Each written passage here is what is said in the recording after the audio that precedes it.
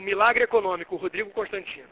As condições físicas abrem possibilidades, erigem obstáculos, mas não criam civilizações, que são puro produto do espírito. Pierre Gouraud. Alain Peyrefitte foi ministro de vários governos franceses no pós-guerra, diplomata e deputado, além de membro da Academia Francesa. Ele escreveu vários livros, entre eles Os Milagres da Economia, notas de aulas pronunciadas em 1994, onde procura analisar as principais causas do desenvolvimento econômico. Peyrefitte começa logo reconhecendo a dificuldade da etologia, por conta de sua incômoda situação de abordar toda espécie de campos de pesquisa sem ser especialista em nenhum deles. No entanto, há o risco oposto, de quem foca demais nas árvores e não consegue enxergar a floresta. Um dos primeiros obstáculos na análise do desenvolvimento surge na dificuldade de se reconhecer uma diferença de capacidades, ainda que seja estritamente cultural.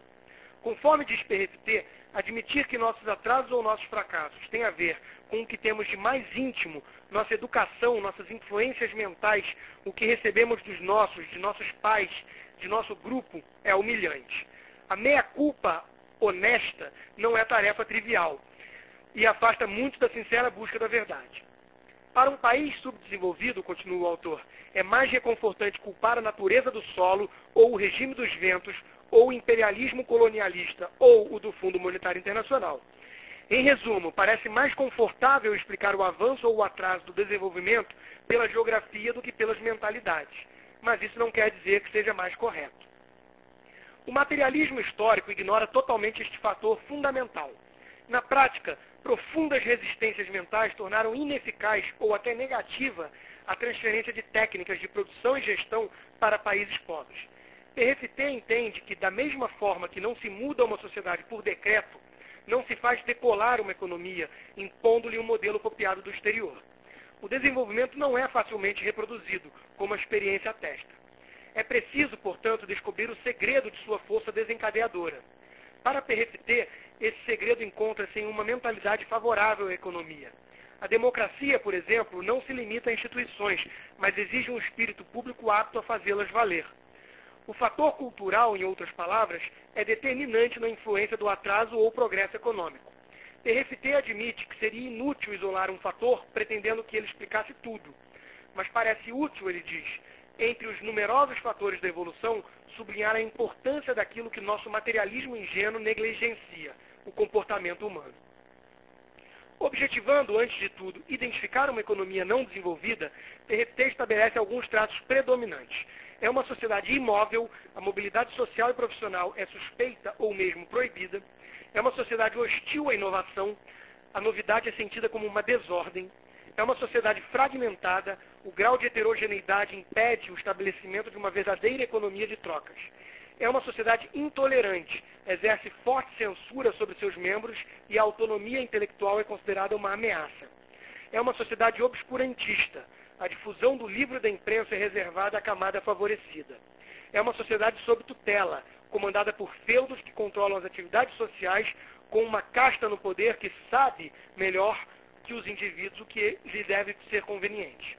É uma sociedade dominada. A produção das riquezas está nas mãos dos detentores do poder político. É uma sociedade de saúde precária. Uma mortalidade elevada é aceita com fatalismo. É uma sociedade supernatalista. A mortalidade infantil é compensada por uma fecundidade irresponsável.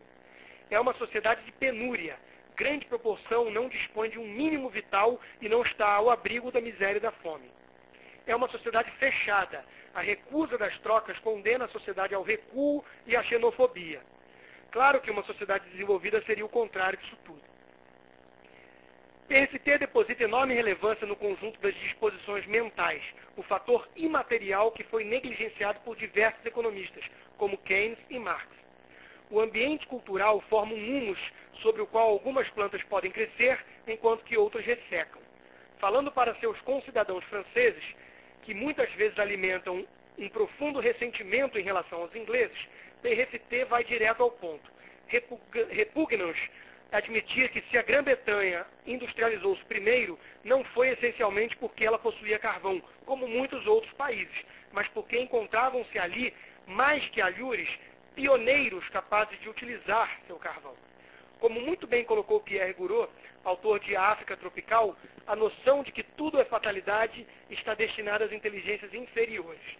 O fatalismo conforta, mas engana também, pois é falso. Outro aspecto importante do desenvolvimento lembrado por PRFT é sua raridade na história da humanidade.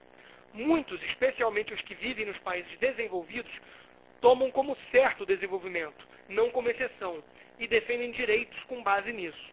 No entanto, é preciso admitir o fato de que o desenvolvimento é um gênero histórico raro e que certas condições culturais lhe são indispensáveis, mas não são facilmente reunidas. PRFT diz: o que hoje chamamos de subdesenvolvimento, esquecemos que é o estado natural da humanidade, desde a origem.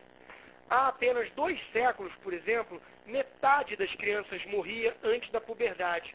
Com isso em mente que PRFT utiliza o termo milagre para falar do desenvolvimento. O livro trata de alguns casos particulares de desenvolvimento, sempre através da abordagem que foca na conduta humana como diferencial. O caso alemão, por exemplo, deixa evidente aquilo que PRFT considera como as causas morais do milagre econômico. Vontade obstinada de sair da miséria e da derrota, espírito de iniciativa, convicção de que o restabelecimento dará no campo econômico o papel do político limitando-se a uma simples regulação. Há mesmo um milagre, no sentido que as causas naturais não bastam para explicar o avanço de uns e o naufrágio de outros. No campo da religião, milagre está associado à fé. Para PRFT, a metáfora é válida para a ordem dos fatos econômicos e sociais, trocando-se fé por confiança. PRFT conclui: fé e confiança são os pares, religioso e laico, da mesma raiz. É preciso ter confiança na confiança.